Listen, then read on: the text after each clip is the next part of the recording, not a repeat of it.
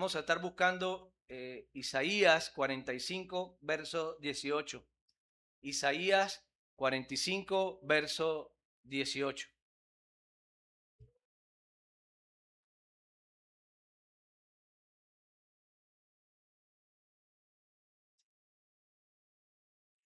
Amén.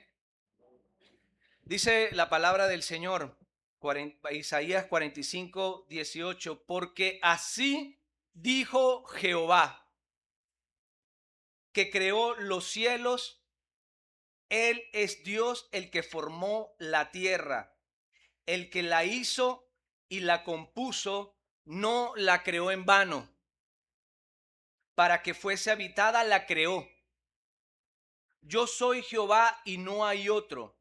No hablé en secreto en un lugar oscuro de la tierra. No dije a la descendencia de Jacob, en vano me buscáis. Yo soy Jehová que hablo justicia y que anuncio rectitud. Vamos a orar, mis hermanos, y vamos a poner este tiempo en las manos del Señor para que pues el Señor nos ayude a poder escuchar tu voz. Toque nuestros corazones y podamos nosotros ser obedientes a su palabra. Señor amado, mi Dios, Dios de gracia, Dios de justicia, Dios soberano, Dios eterno, Dios de gloria, Dios, oh Padre de rectitud, Señor. Oh Padre, tú que hablas, Señor, a las naciones, Señor amado, y a diario, Señor, nos muestras tu amor, Señor, a través de tu Hijo, Señor. Tú que, amado Dios, revelaste, amado Padre, tu amor completo, Señor, y tu justicia completa, tu gracia completa a través de tu Hijo, Señor. Hoy venimos a ti, Señor, porque queremos conocerle un poco más. Queremos, Señor, poner nuestra mirada en Cristo, Señor, el autor y consumador de nuestra fe. Para que, oh Padre, nos consuele, Señor, nos des alivio, Señor, y nos des esperanza, Padre, al alma afligida, Señor, al alma angustiada. Oh Padre, pero enséñanos también la responsabilidad, Señor, que hay en cada uno de nosotros, amado Dios, de poder, Señor, llegar delante del Señor y decirle, Señor, aquí estoy, amado Dios, moldéame, Señor, a tu imagen. Oh Padre, rompe, como dice el canto, el duro suelo que hay en mí, Señor. Rompe, Señor amado, todos esos esquemas, amado Dios, esos pensamientos, todos esos argumentos, Señor, y enséñame a ver la cruz, amado Padre, y amar más a tu Hijo, en el cual obtenemos salvación y vida eterna, en el cual, Señor, lo llena todo, Señor. Cristo llena todo, la vida, llena el ser, llena todo en el hombre, Señor, y yo quiero recibir de esa tu copa, Señor. Oh Padre, gracias Señor, porque, oh Padre, nos has dado el privilegio de estar nuevamente aquí reunidos, vernos entre nosotros, Señor, abrazarnos, Señor, y poder, Señor, escuchar tu palabra. Oh, qué gran privilegio, Señor, de verdad. Gracias, Señor. Gracias, Padre amado, por tu misericordia, porque tus misericordias, Señor, no desfallecen, Señor, y no han cesado, sino que son nuevas cada mañana, Señor, y tú nos lo demuestras, Señor, a través del día a día, Señor. Gracias, Señor, Padre amado, ten misericordia, oh Dios, de todos estos acontecimientos, Señor, y permítenos, Señor, ser agradecido con lo que nos da, Señor. Recibe la gloria, Padre, y la honra en el nombre de Jesús. Amén. Pueden tomar asiento, mis hermanos.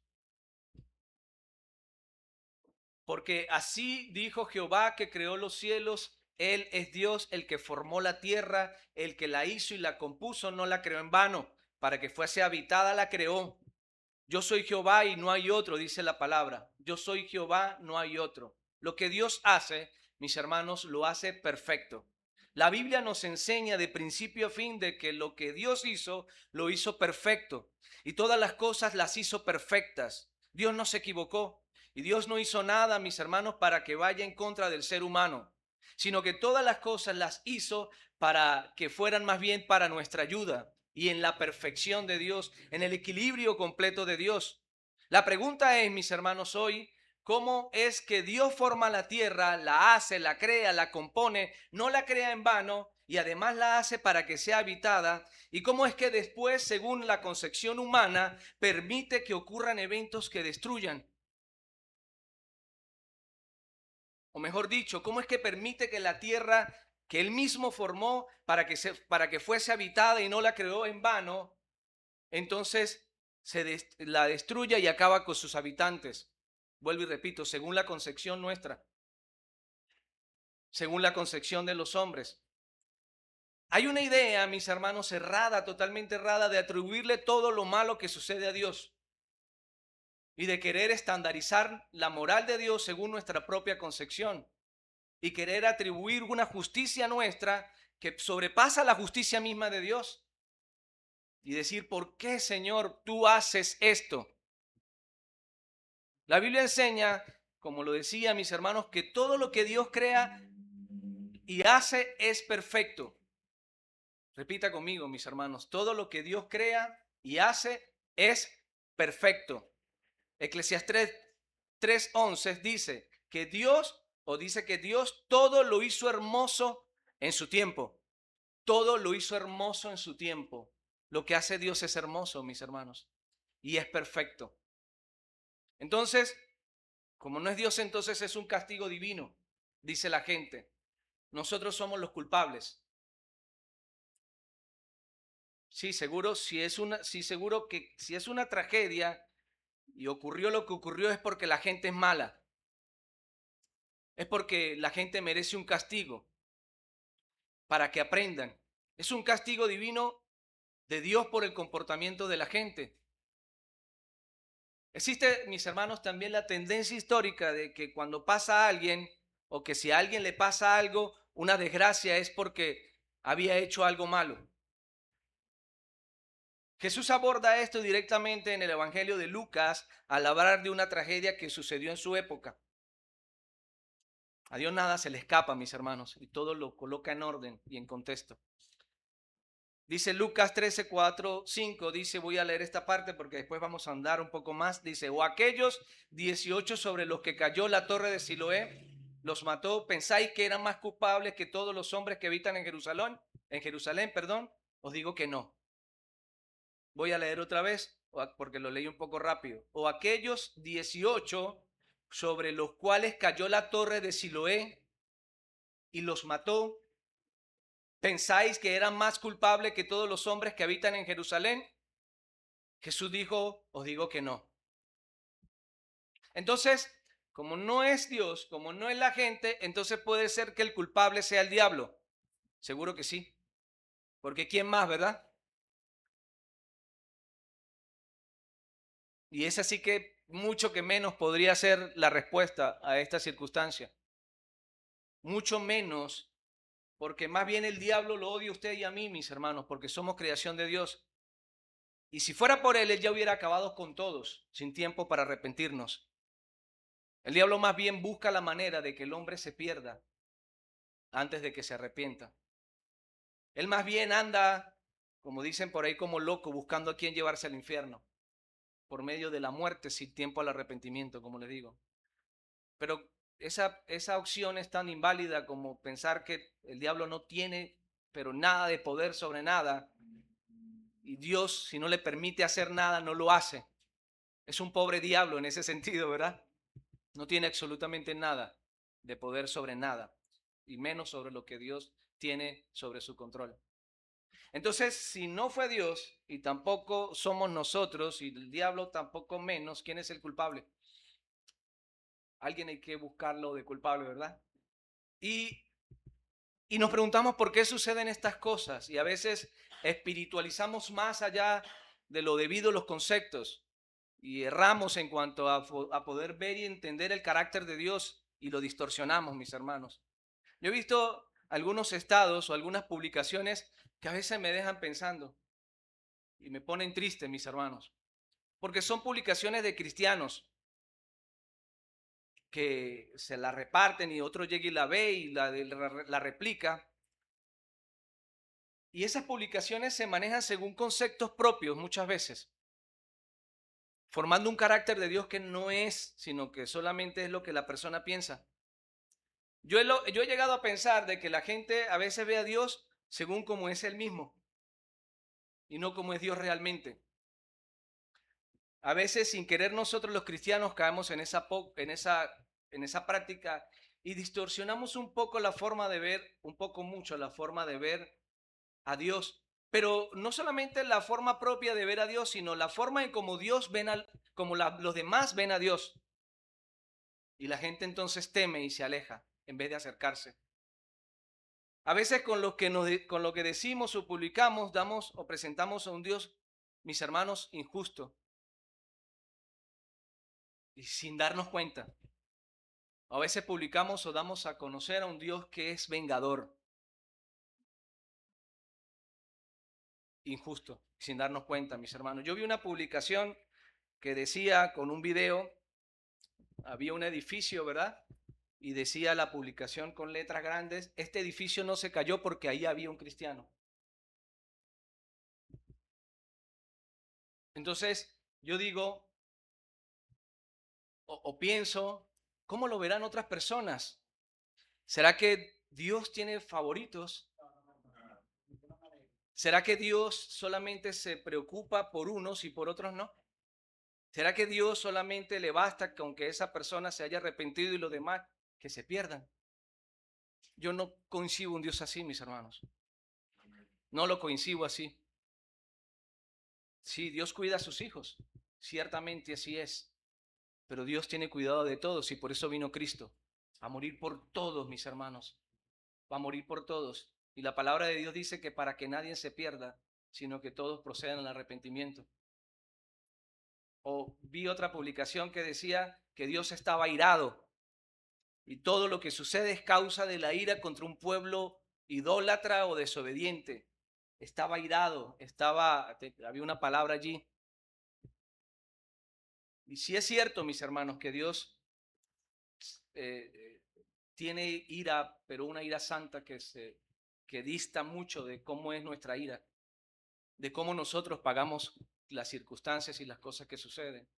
Dios no es como nosotros definitivamente, que nosotros pagamos mal por mal, mis hermanos. Dios no paga así y su retribución no es esa de, de pagar con ira el pecado del mundo. Si fuera así, ni siquiera nosotros estuviésemos aquí, mis hermanos. La palabra de Dios dice que no quiere que nadie perezca, sino que toda la gente pueda proceder al arrepentimiento. Y también dice que por su misericordia no hemos sido consumidos.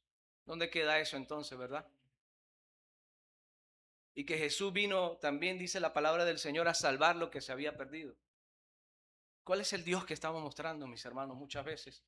A veces por ignorancia, a veces por las emociones. Hay cosas que suceden, sí, ciertamente, hay mucha maldad, hay mucha perversidad en este mundo, mis hermanos. Hay mucha gente que hace lo malo, idolatra otros dioses falsos y lo demás. Pero Dios no reparte su justicia como nosotros pensamos o como nosotros podríamos repartirla, sino que Dios es justo, pero también es misericordioso y todos los demás atributos que no podemos ignorar, ¿verdad?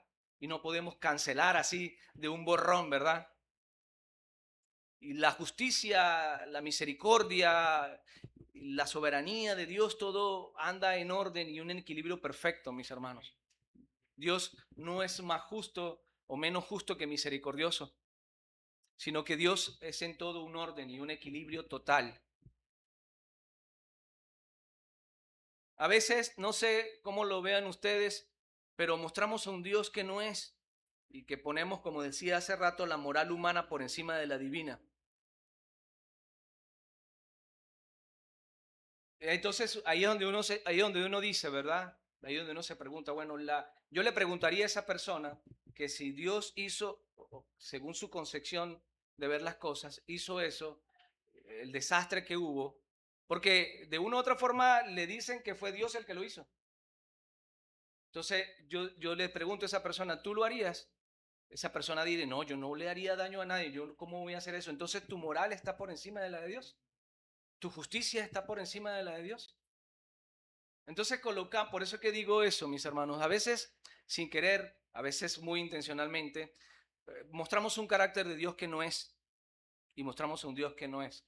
Ahora, quiero explicar algo antes de continuar con esto, para podernos centrar un poquito más en el tema que vamos a estar desarrollando el día de hoy, que ya empezamos, pero para que podamos entender más a profundidad los acontecimientos. ¿Cuántos conocen el motor de un carro? Yo lo conozco más o menos, ¿verdad? Algunos lo han visto nada más de afuera. ¿verdad? Otros por foto nada más. Pero los carros tienen un motor que funciona para que el carro obviamente se mueva, para que el carro pueda andar.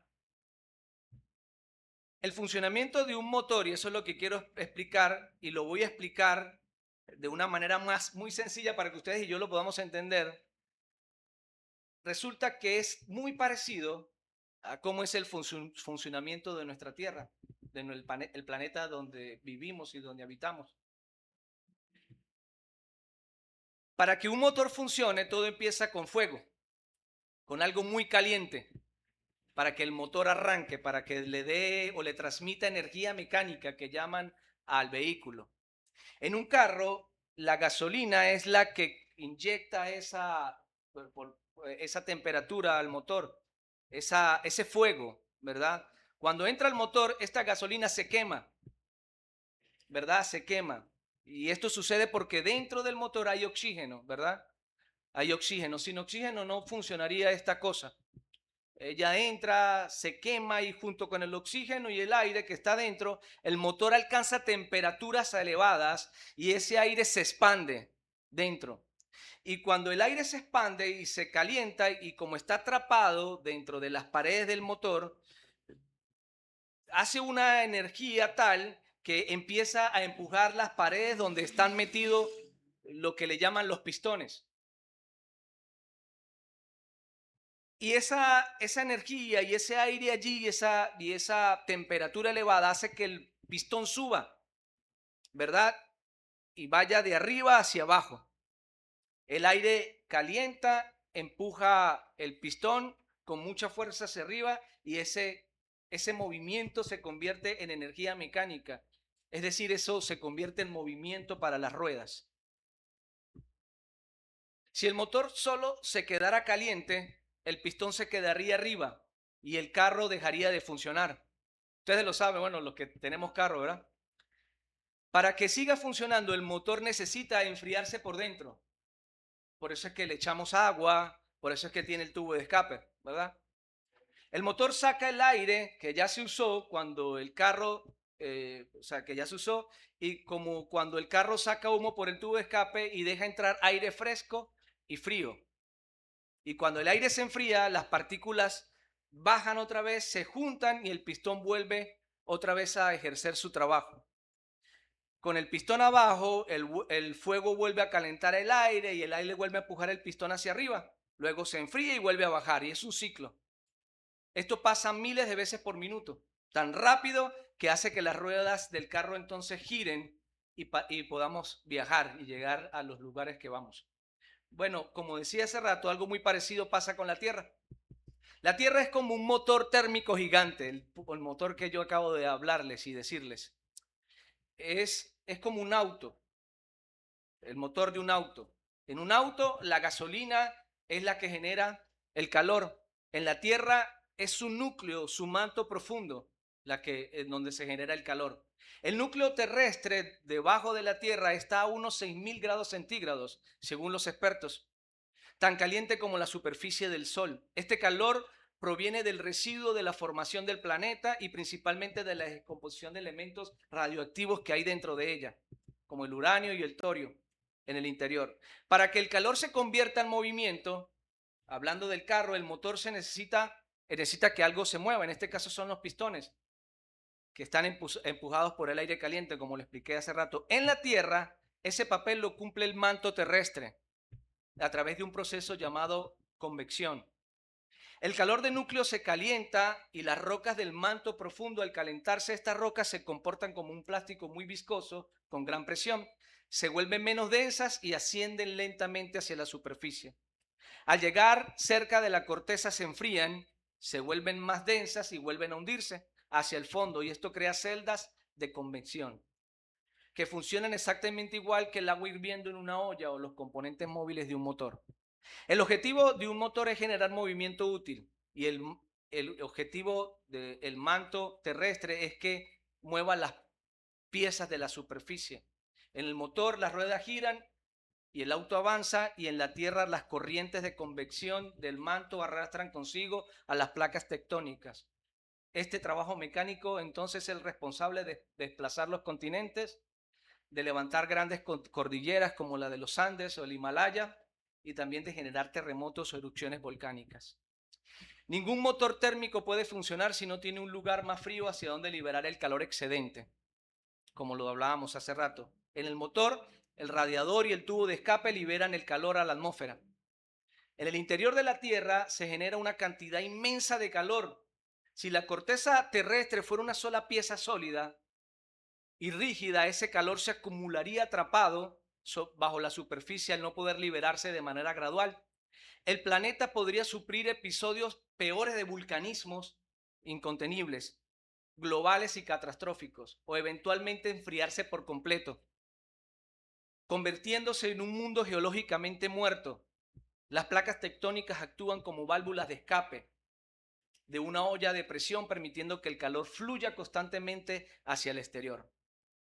Las placas tectónicas, mis hermanos, no se mueven de manera suave. Son trozos de roca colosales, grandísimos, que interactúan bajo una fricción inmensa. Cuando dos placas chocan, se rozan o se separan, se traban. La energía interna del planeta sigue empujándolos, por lo que la roca se deforma y acumula tensión elástica durante las décadas o siglos. Y así es como se generan los terremotos, por una cuestión natural y necesaria, como el motor que necesita estar frío. Pero eso es lo que dice la ciencia. Y ustedes y yo lo entendimos, ¿verdad? Que hay algo necesario que está actuando allí porque Dios lo hizo todo perfecto y así debe funcionar. Eso es lo que dice la ciencia y esto es una verdad empírica. ¿Se acuerdan de las verdades? Esto es una verdad empírica que podemos medir, que podemos observar. Eso se mide o se observa a través del método científico y se evalúa y se ve que es así y que eso sucede así. Pero yo no vine a hablarles a ustedes de ciencia. Ya les quise explicar esta parte, ¿verdad? Y como decía, algunos lo entendimos. Yo vine a hablarles de la palabra del Señor y de lo que dice la Biblia. Porque es necesario conocer todas las cosas y tratar de entrelazar la fe con el sentido común. Y como yo no vine a hablarles de ciencias y de tecnología, ni de geología, sino que yo vine a hablarles de la verdad absoluta de Dios, una vez escuchado esto, debo decirles que los terremotos, los que hemos visto nosotros hace algunos días, algunos llaman catástrofes, lo podríamos ver como un mal necesario. Es difícil decirlo, pero son un mal necesario, por así decirlo. Son un mal innegable, primeramente porque causan destrucción, pérdida de vidas, dolor y miedo. Para una persona que pasa por esta experiencia como la que vivimos, no hay nada bueno en ese momento. Sin embargo, mis hermanos, la física del planeta no tiene sentimientos y las cosas actúan según fueron hechas.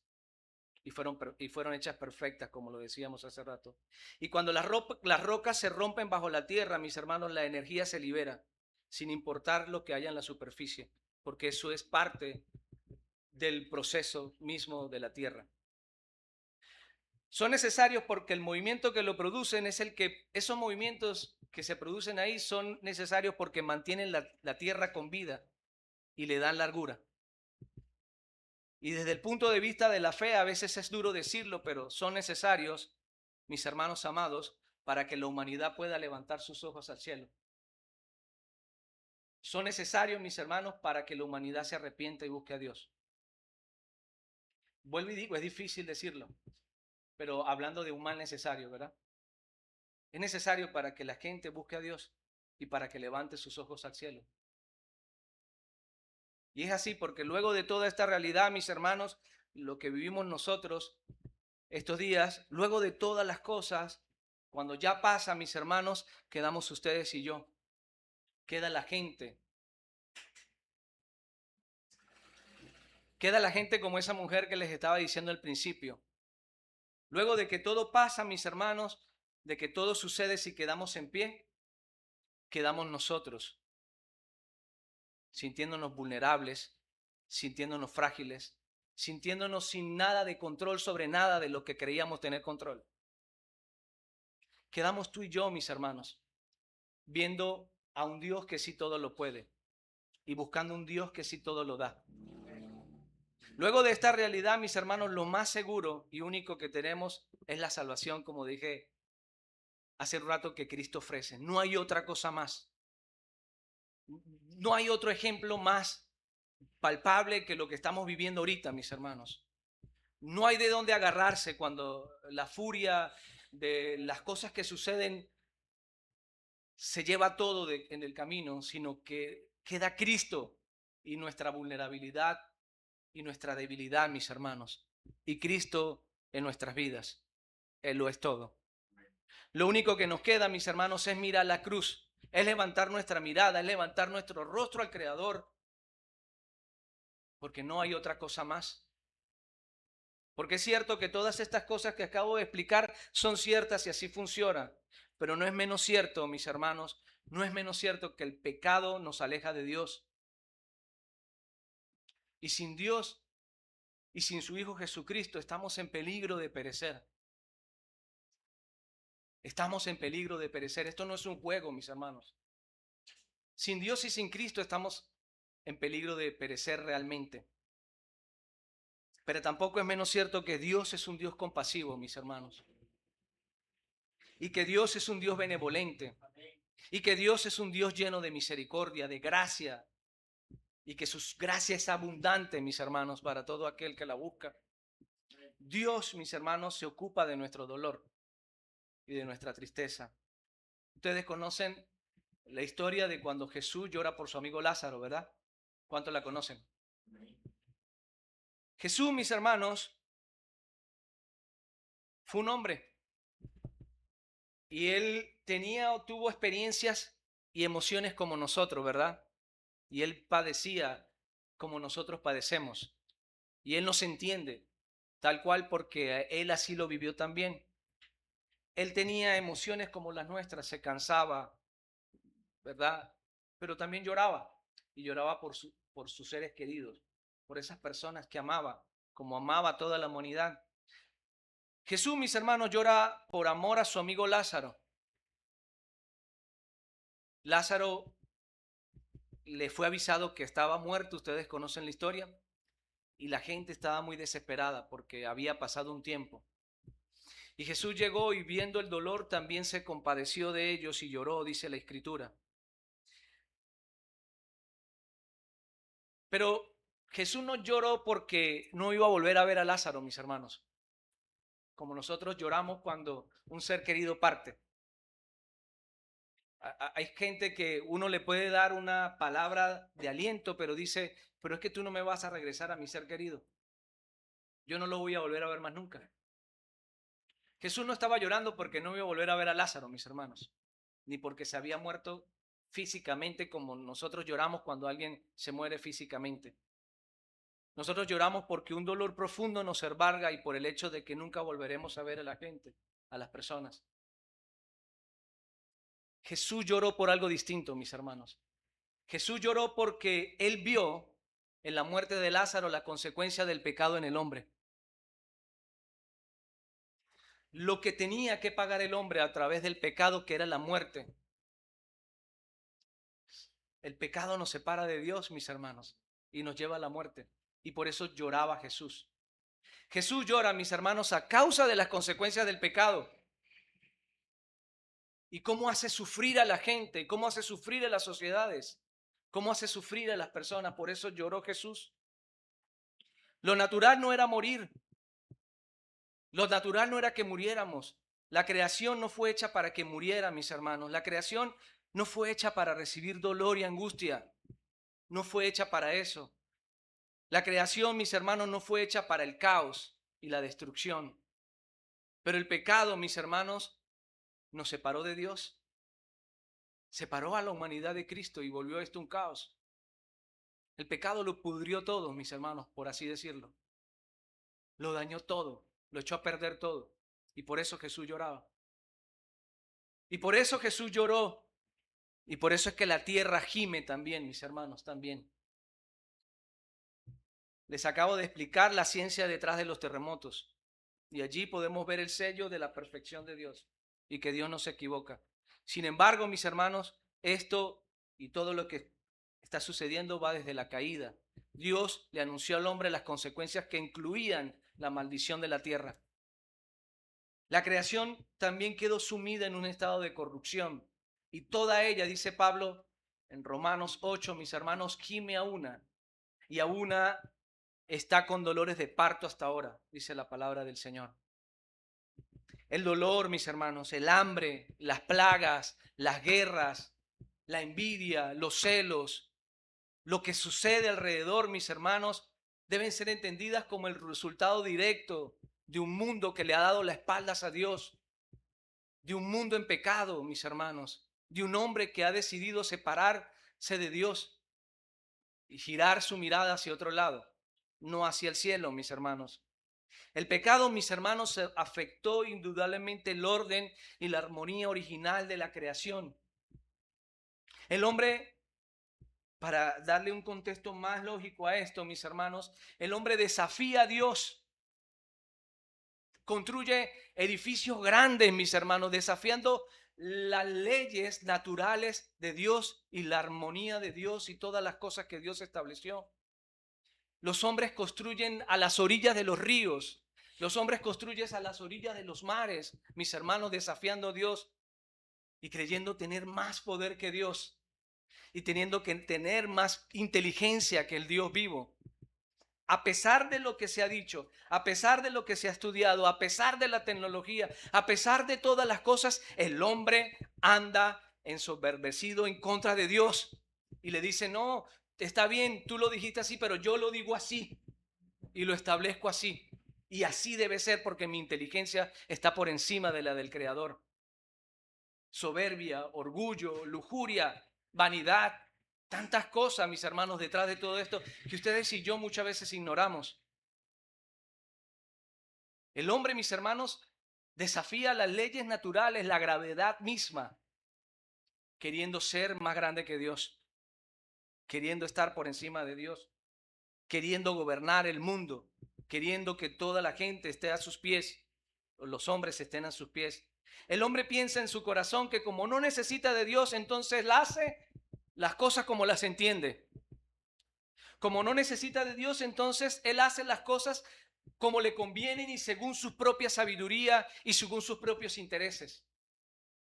Como no necesita de Dios y como él anda en el mundo solo, como que si Dios no existiera, entonces hace como le da la gana.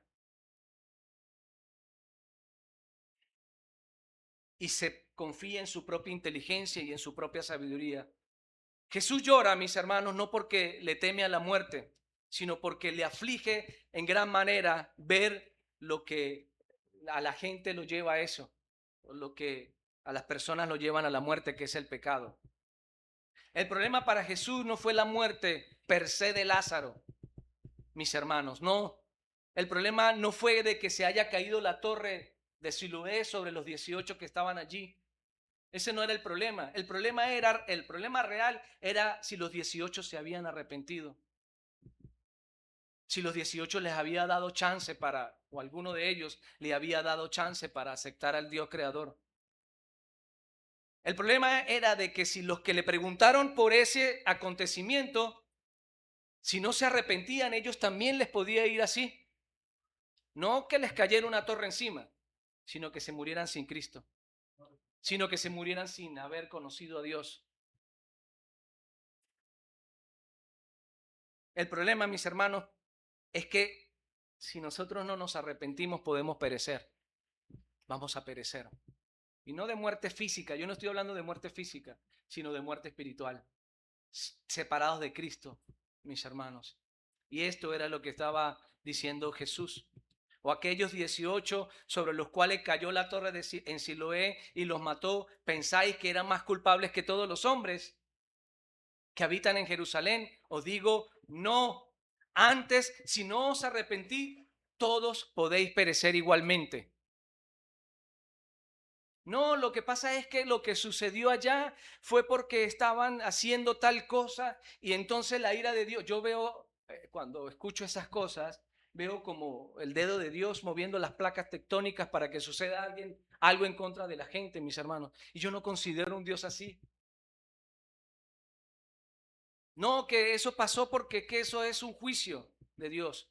Sí, Dios está airado en contra de la gente que es perversa, pero Dios quiere que nos arrepintamos, mis hermanos.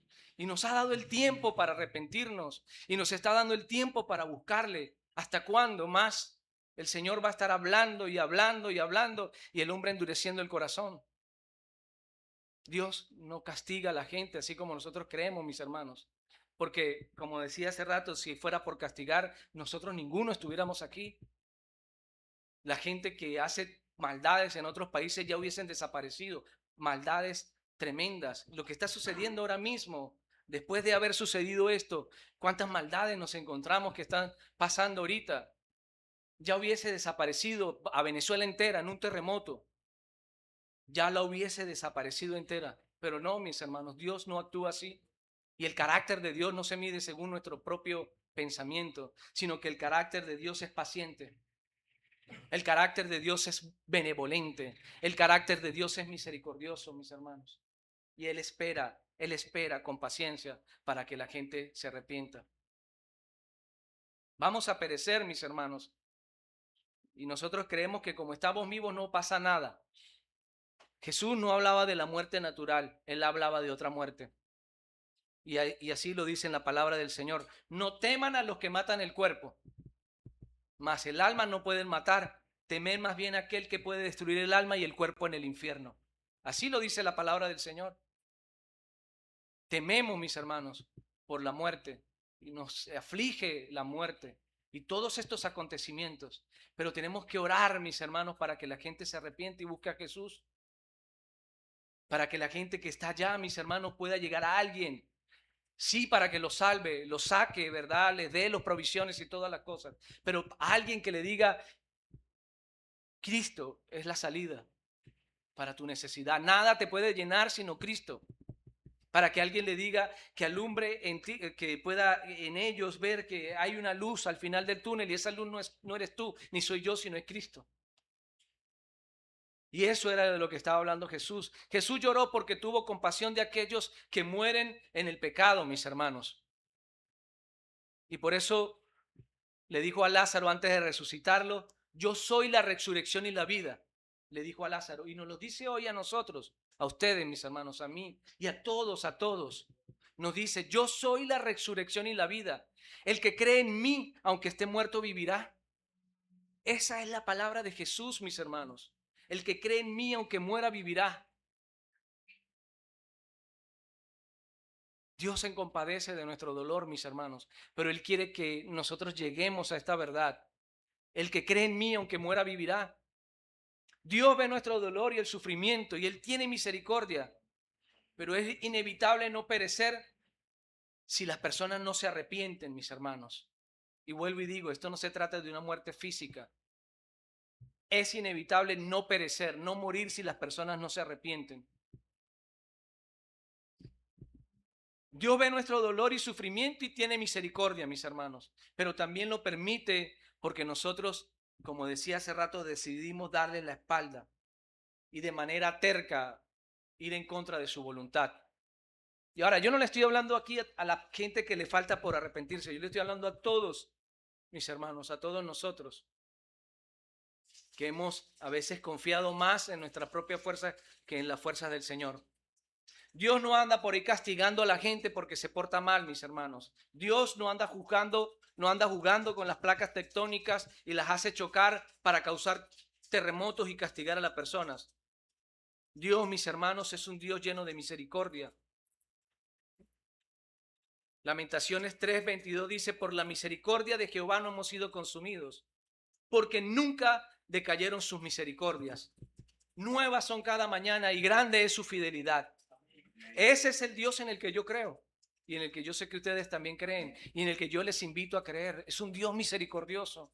Es un Dios que nos espera con paciencia, mis hermanos, que suceden cosas porque pasan, porque son necesarias, porque la mecánica, la ciencia de las cosas así suceden y deben suceder es otra cosa. Porque los hombres desafían las leyes de Dios es otra cosa. Pero ustedes están llamados a no perecer, a entender que las misericordias de Dios son nuevas cada mañana y a arrepentirnos. Porque Dios es grande en misericordia y quiere recibirnos a cada uno de nosotros. La ley de la gravedad que tiró la torre de Siloé, mis hermanos, y la ley de la física que mueven las placas actúan de manera imparcial.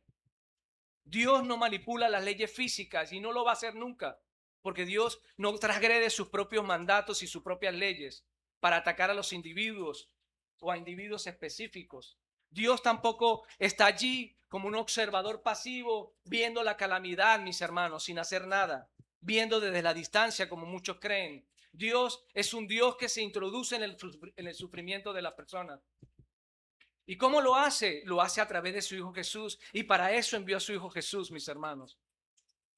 Para que nosotros podamos encontrar en Jesús abrigo. Para que nosotros podamos encontrar en Jesús tranquilidad, paz y todas las cosas que necesitamos. Cristo vino a darnos tranquilidad y paz a nosotros, mis hermanos. Cristo vino a dar paz y tranquilidad al alma afligida, mis hermanos. Nosotros, ustedes y yo, la gente puede renovar sus fuerzas en Él. Los que esperan en Jehová, dice la palabra del Señor, son renovados y restaurados. Esto es lo que nos da la Biblia, mis hermanos. Esto es un tesoro que no lo logra llenar ninguna ayuda internacional, ninguna plata o oro. Las ayudas son buenas, pero esta ayuda es invaluable, es un tesoro, mis hermanos, que si nosotros la tenemos en momentos de angustia y aflicción y vamos a ella, nosotros vamos a encontrar paz y seguridad en Cristo, porque tenemos una vida segura en Él y una salvación segura en Él. Estamos seguros en Cristo, mis hermanos. Los que esperan en Jehová son renovados y restaurados. Los que esperan en Jehová, dice la palabra del Señor, tienen nuevas fuerzas y levantan sus vuelos como las águilas. Esto es una verdad absoluta, mis hermanos. Dios no promete un mundo sin terremotos hoy, sin terremotos físicos, pero promete estar presente en el consuelo para consolarnos. Él promete eso y es una verdad. Él promete estar allí, mis hermanos. Dice la palabra del Señor que la paz que Cristo ofrece no es como la da el mundo, sino que es una paz que sobrepasa todo entendimiento. Yo he tenido esa paz y yo quiero que tú tengas esa paz también. Uno no habla aquí por hablar, ¿verdad? Ni por decir las cosas, sino que somos testimonios de la paz que da Cristo. Y la paz que da Cristo sobrepasa todo entendimiento, que en momentos de angustia, de pérdida y todas esas cosas, nosotros tenemos calma y seguridad. No dejamos de ser indolentes ante el dolor, pero tenemos a Cristo, que es nuestro consuelo, es nuestro refugio y es a que queremos mostrarle a la gente. Él promete, mis hermanos, refugio, consuelo y el llamado a los sobrevivientes para reconstruir y ayudarse mutuamente mediante la solidaridad. Esto es permitido para eso también. Esto sucede para mostrar y que la gente, mis hermanos, pueda operar según un carácter no nuestro, sino de Dios. La gente es solidaria porque Dios ha implantado en el corazón de los hombres conciencia y buena conciencia. La gente es solidaria no es porque por su cultura ni nada de esas cosas, sino porque Dios ha puesto en el corazón de la gente ser así. Solo que la gente, la solidaridad la distorsiona a través de su pecado. Y eso es lo que el Señor nos quiere mostrar. Promete, mis hermanos, ser nuestro consuelo y ser nuestro refugio. Promete estar con nosotros todos los días, dice la palabra del Señor. ¿Hasta cuándo? Todos los días hasta el fin del mundo, mis hermanos. Él promete estar con nosotros. Él promete estar con nosotros. Él promete ser consuelo y ser nuestro refugio. Y para terminar, mis hermanos, quiero hacerlo con el Salmo 23. Búsquenlo en su Biblia. Lo cantábamos hace rato. Pero qué bueno es leer la palabra del Señor y poderla repetir y creer en lo que nos dice, ¿verdad? Salmo 23 dice la palabra del Señor. Ustedes lo conocen, algunos quizás se lo saben de memoria, pero vamos a leerlos todos, mis hermanos. Yo voy a leer uno y ustedes leen el siguiente, ¿les parece? Dice, no lo leamos con tristeza, sino con alegría y gozo en el corazón porque el Señor está con nosotros. Amén. Jehová es mi pastor, nada me faltará.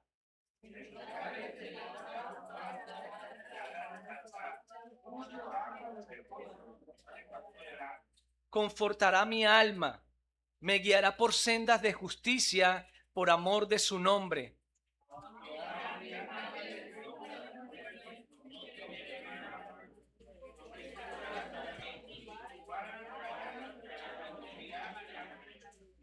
Aderezas mesa delante de mí en presencia de mis angustiadores. Unges mi cabeza con aceite, mi copa está rebosando.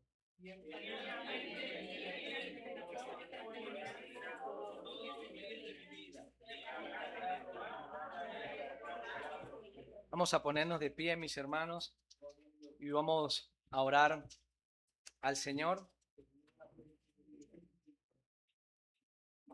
Todas estas cosas son bonitas y las escuchamos que suenan muy bonitas, pero hay un compromiso personal y el compromiso es al arrepentimiento, mis hermanos. El compromiso es a abandonar la vida antigua. El compromiso, mis hermanos, es a confiar más en Dios y no en nuestras propias fuerzas. El compromiso es dejar, mis hermanos, de ver a Dios como nos vemos a nosotros mismos y ver a Dios como un Dios sublime, como un Dios lleno de gracia y misericordia. El compromiso, mis hermanos, es lo que dice al final este versículo. En la casa de Jehová moraré por largos días. Moraré por largos días. Esto no es un asunto, mis hermanos, de emociones. Las emociones, mis hermanos, hay que dejarlas a un lado un momento. Y la palabra del Señor nos invita más bien a poder tener nosotros dominio propio. Las emociones nos pueden llevar a equivocarnos. Las emociones nos pueden llevar a decir cosas que no son. Las emociones nos pueden llevar a actuar de manera equivocada, de manera apresurada. Cuando nosotros leemos esto, hay que leerlo como la palabra de Dios quiere que lo leamos, con un corazón contrito y humillado. Que podamos nosotros decir, Señor, tú realmente eres mi pastor y nada me faltará. Señor, realmente, oh Dios, tú me haces reposar y en delicados pastos me haces descansar. Y todas estas cosas, Señor, son promesas hermosas, pero yo no puedo seguir en mi vida anterior y pedirle que Dios haga esto. Yo no puedo seguir en mi vida, mis hermanos, de desorden y queriendo pretender que Dios haga esto. Yo no puedo andar separado de Dios, alejado de Dios y que Dios me haga estar así. Yo necesito morar en la casa de Jehová todos los días y que yo sea más bien una morada del Espíritu Santo. El Señor nos ha prometido que el Espíritu Santo moraría en cada uno de nosotros. Pero para morar en cada uno de nosotros hay que tener la casa limpia y ordenada. La casa espiritual, la del corazón. Dios promete estar con nosotros todos los días hasta el fin del mundo. Y el Espíritu Santo hace esa obra, ese milagro, estando y morando en nosotros como templos vivos. Pero es necesario tener orden.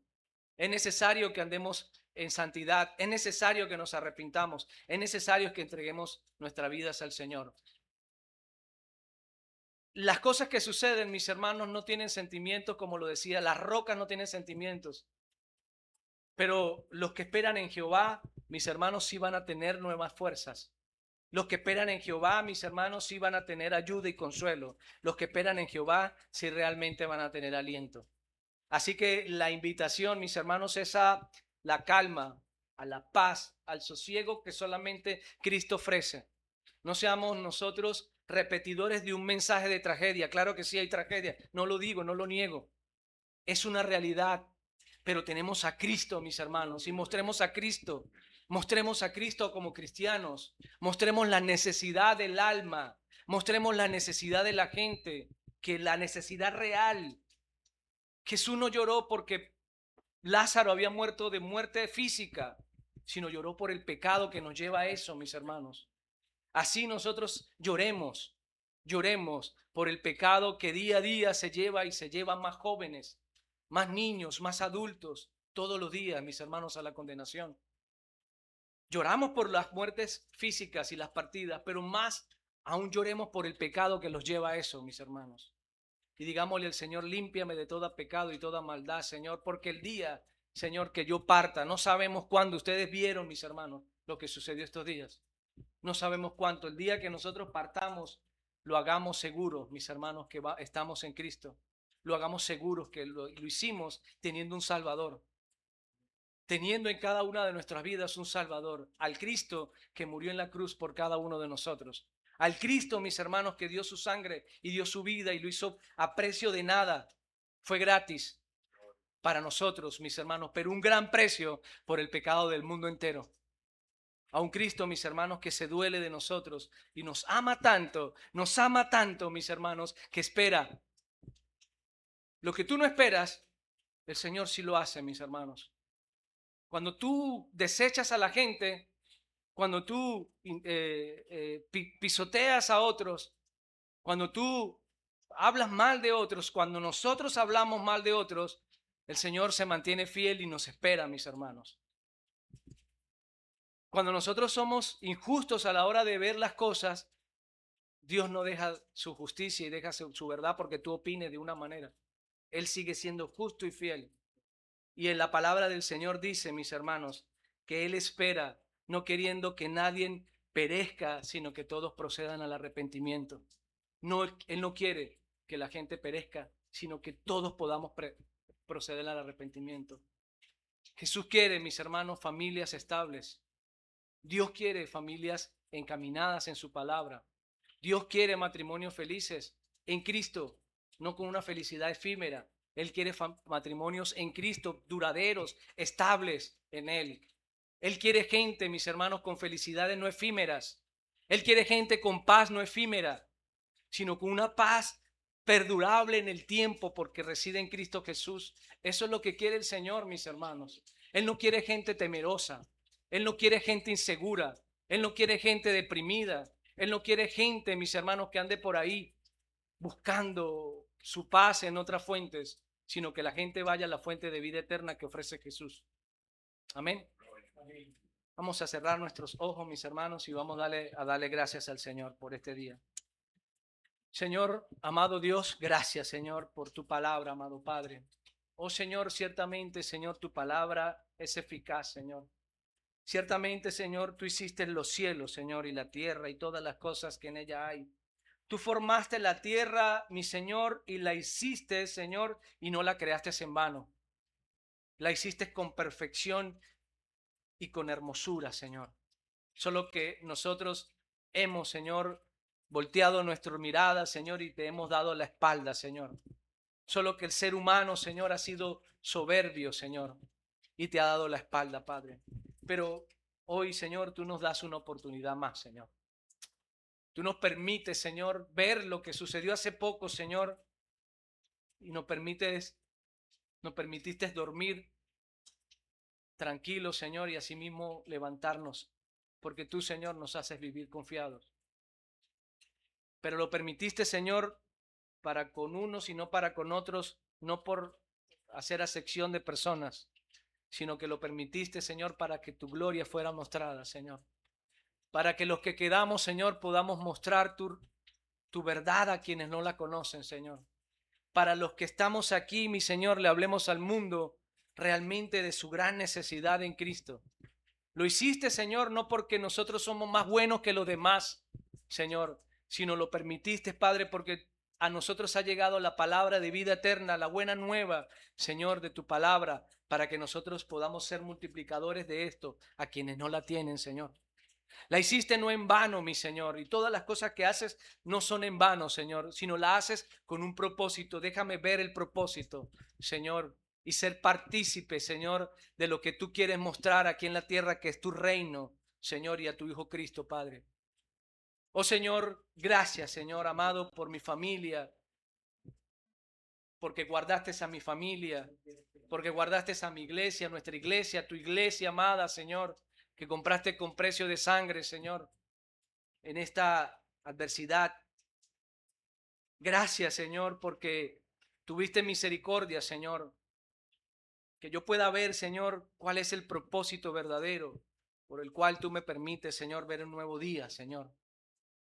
Cosa que no sucedió, Señor, con iglesias, quizás con personas, con familias que no pudieron despertar, Señor. Oh, amado Dios, ten misericordia, Padre, para que la gente pueda arrepentirse, Señor, y llegar a ti, Señor. Oh, Padre, nos afligimos, Señor, por los que y lloramos con los que lloran, Señor. Oh, Padre, cuánto estamos abatidos en nuestro espíritu, Señor. Pero tú renuevas nuestra fuerza, Señor, y nos haces permanecer firme orando, Señor, por aquellos que todo lo han perdido, Señor. Que nuestra vida, Señor, sea una oración continua, Padre, más bien por aquellos indefensos, Señor. Que nuestra vida sea una oración continua, Padre, delante de ti, porque tu palabra dice que la oración eficaz del justo puede mucho, Señor. Nosotros no tenemos la herramienta, no somos especialistas para ir a ayudar, Señor, no tenemos esa preparación. Estamos distanciados, tantas cosas nos limitan, pero hay algo que no nos limita, Señor, y es esa herramienta poderosa que tú nos has dejado, que es la oración, Señor, por aquellos que sufren, por aquellos que se duelen, por los niños, por las mujeres, por los hombres, Señor, que están allá. Amado Dios, ayúdalo, Señor, ten misericordia de ellos, Señor, renueva sus fuerzas, dale fuerza, Señor, para que ellos puedan levantar, Señor, estas cosas que han, oh Señor, caído, Padre. Señor, ayúdalo, Señor, para que ellos puedan, Señor, ser fieles, Señor, y estar allí, Señor. Renueva su fuerza, Señor, que los alimentos, las provisiones lleguen, Señor amado, de manera correcta, Señor, y como debe ser, Señor amado. Oh Padre, derrama, Señor amado, tu gracia, Señor Salvadora, sobre ese lugar, Señor, y que sea, oh Padre amado, el poder, Señor, de tu palabra, Señor, el que impacte esas vidas y que la gente pueda alzar su mirada a ti, Señor, y arrepentirse y recibirte a ti, Señor, como único y suficiente Salvador, Señor. Oh Padre, te pedimos por nuestra nación, por nuestro país, Señor, por nuestros gobernantes, Señor, por lo que tienen, Señor, en la autoridad, Señor, las decisiones sobre muchas cosas, Padre, ayúdales. Oh Padre, dale sabiduría, entendimiento, Padre, Señor. Oh Padre, toca esos corazones, Señor, soberbios, altivos, Señor amado, y que ellos puedan, Señor amado, realmente ir a tu palabra, Señor, reconocer y arrepentirse, Señor, que en el dolor y todas estas cosas que suceden, el hombre, Señor, sea piadoso, Señor, y pueda, Señor, hacer las cosas como tú quieres que se hagan, Señor, en la misericordia, Señor, que tú requieres de cada uno de ellos, Señor, y de nosotros. Bendice, Señor, a cada uno de los que estamos aquí. Amado Dios, llévanos con bien a nuestros hogares, cuida de nuestras familias, de nuestros pequeños, de cada uno de nosotros, Señor, de los más vulnerables, el edificio, Señor, que está en Los Mangos, el edificio, los edificios que se han visto comprometidos, Señor, por esto estructuralmente, los que están, Señor, en Turmero, amado Dios, los edificios, Señor, aún los que no conocemos y hemos podido llegar, Señor. Oh Padre, ayuda, Señor, para que estas familias recuperen su hogar, Señor, y sus cosas, Señor amado. Oh Padre, ten misericordia, Señor amado. Ayuda, Señor, a estas familias que se han quedado sin hogar, a que ellos puedan recuperar, Señor, rápidamente y progresivamente todas sus cosas, Padre. Envía, Señor, tu ayuda pronta, Señor amado. Sé propicio a nosotros. Sé propicio a Venezuela, Señor, en este momento, Señor, y ayúdanos, Padre. Te lo pedimos, Padre, en el nombre poderoso de Jesús, Señor. Oye nuestro clamor, Señor. Oye el clamor, Señor, de esta gente, Señor, que hay aquí en Venezuela, Señor. Estos hermanos que no han querido, Señor, doblar la rodilla ante otras cosas, sino hemos, Señor, decidido confiar en ti, Señor, en el proveedor, en el único, Señor, sustentador. Oye, Señor, nuestro clamor que hoy, Señor, nombramos y decimos delante de ti, levantamos delante de ti, Señor, para que, oh Señor, si está bien, Señor, escucharnos y atendernos, se haga, Señor, según tu voluntad, Señor, en nuestra tierra, en nuestro país, Venezuela, Señor. Oh Padre, ayúdanos, Señor, ayúdanos, Señor, fortalécenos, Señor, a través de tu palabra, Señor. Y que cada uno de nosotros, Señor, de aquí se vaya con la única seguridad de que Cristo es su Salvador, Señor. Recibe la gloria, Padre, y la honra, mi Dios. En el nombre poderoso de Jesús te pedimos todas estas cosas. Amén. Dios le bendiga, mis hermanos.